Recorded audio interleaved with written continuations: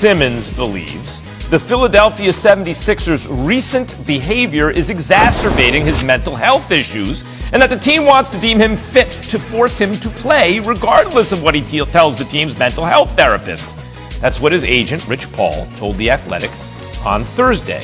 Clutch CEO, that is Rich Paul, said, "I truly believe the fines, the targeting, the negative publicity shined on the issue. That's very unnecessary and has furthered the mental health issues for Ben. Either you help Ben or come out and say he's lying. Which one is it?" Okay. The 76ers team told The Athletic on Thursday it is, quote, absolutely not the case that they are forcing his return, that's Ben Simmons' return, or accusing him of lying. The team's position is that he should partake in all team activities until there is information from its mental health professional, or Simmons, that would preclude him from playing. Now, NBA analyst Tim Legler joins me. Legs, just give me your reaction to what you just heard.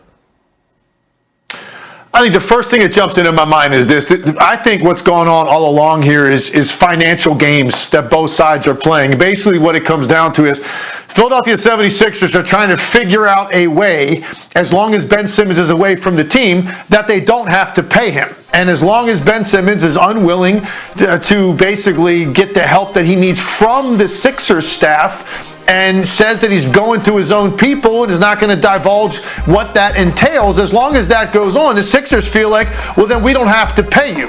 And Rich Paul is trying to make sure that his client gets paid during this time he's away from the team. So this really, to me, all this is wrangling about money. That's really what it is, because right now I think Philadelphia even clearly understands forcing Ben Simmons back to the court and squeezing him financially, that's not necessarily in the best interest of the team from a basketball standpoint, because you got a guy out there that's not emotionally invested in playing, that never thought in a million years he would be in this situation where the season would have started and he is still technically a member of the Philadelphia 76ers. So it's not about getting Ben Simmons back to the court right now because you think he can help you win, because I don't think he'd be mentally ready to play or help you in any way. He's not invested in it. I don't think it's a healthy locker room for Ben Simmons right now. So it doesn't make a lot of sense. And for Ben Simmons, he's trying to do anything he can to prolong playing so that eventually he can get moved and find a new start in his basketball career somewhere else. That's really what's going on here.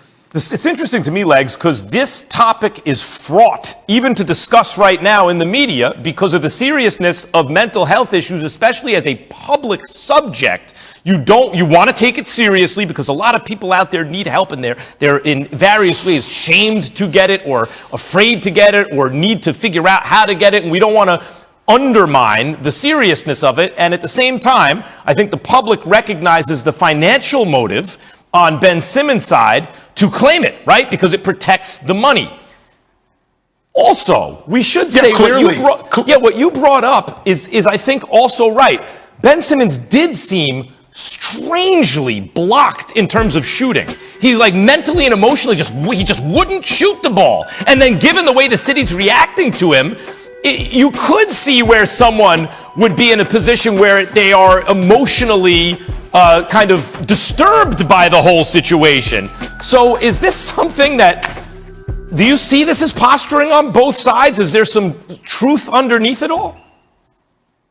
Here's where I think this is all really stemming from, Mac. Look, everyone saw what happened in the Atlanta series. Now, we had seen moments with Ben Simmons before where there was clearly something going on with his confidence or his lack of aggressiveness, whatever it may be. But in the most pressurized situation he had been in, which is the Atlanta series, in a series that they were favored to win, their number one seed, they're playing at home, they're in a game 7, and really throughout the series, 5 fourth quarters, he didn't attempt a field goal in those 7 games, but particularly the closeout game, game 7.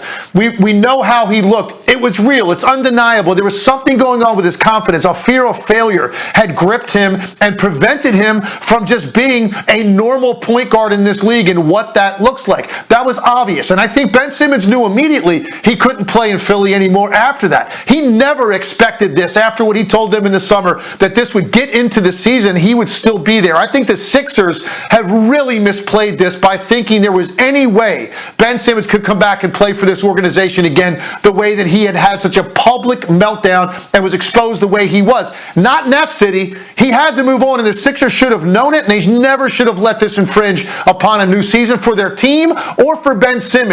They've got to move this guy at some point because he is not going to have a future in Philadelphia. Thanks, Legs. Appreciate it. Star-studded NBA Friday. The hero misses the jumper, but P.J. Tucker, he's there for the putback. Look again on this strong finish, and that would tie the game again. So, you know what? This is the kind of game where you need overtime. So at 1:12, 2 minutes to go. Now 117, 114, home team. Kyle Lowry with the turnover. Lakers pushing the ball ahead, and this time Westbrook's finding Anthony Davis, who lays it in. A 5-point lead for LA. Are they going to be able to wrap this one up? 15 seconds left. Tyler Hero, he's done that before. Not to be the hero on the road in LA last night as the Lakers would go on to win 120 to 117 in overtime. So overall this season, the Lakers improved to 3-3 without LeBron, but they still have a negative point differential through those 6 games. Not to be surprising, really, considering, hey, it's LeBron. Their offense has taken a slight hit without him, although they have won the last 2 without LeBron and posted 120 or more points in each of those games. Say hello now to NBA analyst Kendrick Perkins joining us live on SportsCenter. So Perk, the Lakers moved to 1 game above 500 at 6-5 now. Big win over a Miami team. That's good. They sit atop the Eastern Conference standings. So what, when you look at the whole game last night, what's the one thing that stood out to you? Well, it was 2 things that stood out to me, Sage. It was Russell Westbrook. He got his swag back. He got his confidence back. Look, he made some shots. He made that elbow free throw line shot that he's known for. He made his post-up shots in the paint. And the other thing about the Lakers is Anthony Davis. Body language says it all. He's embracing the role of playing the center position, not just for the offensive part of it for the Lakers, but defensively. He's locking guys up. We're watching them being able to switch 1 through 5 pick and rolls. We're watching them rim run to the basket. We also watching them rebound at a high clip right now. And so if I'm the Lakers, I'm excited because Russell Westbrook got his swagger back, his confidence back in his shot, and Anthony Davis is embracing the role of playing the center position. Yes, two great points there. I want to focus on Russell Westbrook because obviously everybody was on him with the way he started the season, but last night he scored. So. Yeah, absolutely, and I think he acknowledged that too. But he scored or assisted on 24 of the 30 Lakers points in the fourth quarter. So come crunch time, he got it done as LA has now won 5 of its last 7, hosting Minnesota tomorrow night. Perk, thank you. Thank you. You want to talk about an early on in the season has been playing such good basketball. They get the Minnesota Timberwolves. Steph, that fountain of youth, continues to just get younger. Here off Andre Iguodala, pump fake, vintage. Later, in transition, finish. Gary Payton II, Warriors up 10, just over a minute and a half left. Curry to Wiggins, had a night against his former team. Look at him absolutely get over Karl Anthony Towns. Those two are buddies. They had fun with it. Closing seconds of the half, buzzer beat it, layup. Wiggins put up 22 points in the half, 9 of 9 from the field. Fourth quarter, Warriors up 111-103. Curry with the ball, step back, hit it.